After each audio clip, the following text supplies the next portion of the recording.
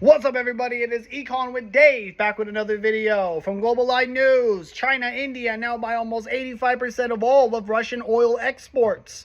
So let's break it down, ladies and gentlemen. Western sanctions went on roughly, I believe, in 2022 against Russia's invasion of the Donbass region of Ukraine. So let's understand one thing.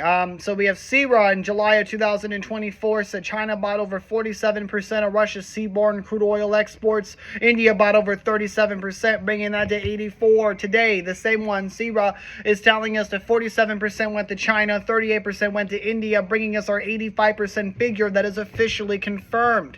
The Kepler tanker tracking Q1 of 2023, highlighted by Business Insider, says that China and India each imported 1.5 million barrels per day. Together, they account for 90% of Russia's seaborne crude exports, confirming the almost 85% range. So the fact that we now know that over 4/5 to 9/10 of Russia crude exports is going to these two countries. Now, the real question is why? Here's the reality of the situation. Why would they not? Because you see, ladies and gentlemen, as I'm digging through all this, data, we know there are volumes that are going on between these countries.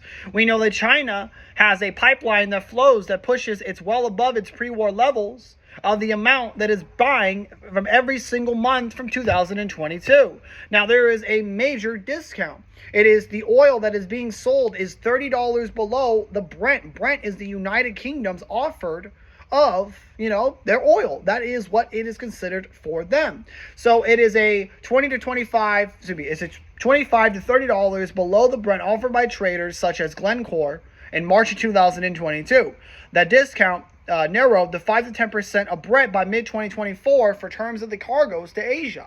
Now, the cost advantage. Now, Indian refiners paid $5 per barrel less than the Saudi barrels in May of 2025, and Iraqi crude was only 50 cents cheaper, which explains the stickiness of the Russian supply.